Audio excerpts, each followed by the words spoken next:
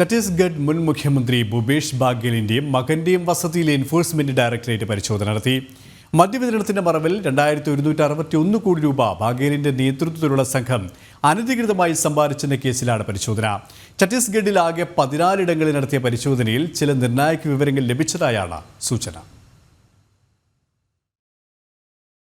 2019 മുതൽ 2023 വരെയുള്ള കാലയളവിൽ ഛത്തീസ്ഗഡിൽ മദ്യം വിതരണം ചെയ്തതിൽ വലിയ അഴിമതി നടന്നതായി കണ്ടെത്തിയിരുന്നു. മദ്യവിതരണക്കാരിൽ നിന്ന് കമ്മീഷൻ പറ്റി ഔട്ട്ലെറ്റുകൾ വഴി കണക്കിൽപ്പെടാത്ത മദ്യവിതരണം ചെയ്തതായാണ് കേസ്. 2161 കോടി രൂപയുടെ അഴിമതി നടന്നതായാണ് എൻഫോഴ്സ്മെന്റ് ഡയറക്ടറേറ്റ് തെളിവുകൾ ലഭിച്ചത്. ഇതിന്റെ അടിസ്ഥാനത്തിലാണ് മുൻ മുഖ്യമന്ത്രി കൂടിയായ കോൺഗ്രസ് ജനറൽ സെക്രട്ടറി ഭൂപേഷ് ബാഗേലിന്റെയും മകൻ ചൈതന്യ ബാഗേലിന്റെയും വസതിയിലടക്കം ഛത്തീസ്ഗഡിൽ 14 ഇടങ്ങളിൽ എൻഫോഴ്സ്മെന്റ് ഡയറക്ടറേറ്റ് പരിശോധന നടത്തിയത്.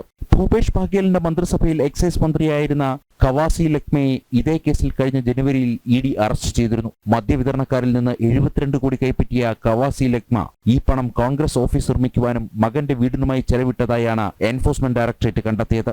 അതേസമയം പഞ്ചാബിലെ തന്റെ പ്രവർത്തനങ്ങൾ തടയുക എന്ന ലക്ഷ്യത്തോടെയാണ് എൻഫോഴ്സ്മെന്റ് ഡയറക്ടറേറ്റിന്റെ പരിശോധനയെന്നാണ് ഭൂപേഷ് ബാഗേലിന്റെ ആരോപണം. മഹാദേവ് ആപ്പുമായി ബന്ധപ്പെട്ട അഴിമതിയടക്കം മുഖ്യമന്ത്രിയായിരുന്ന കാലഘട്ടത്തിൽ ഭൂപേഷ് ബാഗേലും കൂട്ടരും നടത്തിയ അഴിമതിയിൽ വിവിധ അന്വേഷണ ഏജൻസികൾ വിശദമായി അന്വേഷണം നടത്തിവരികയാണ്. ജനം, ഡൽഹി.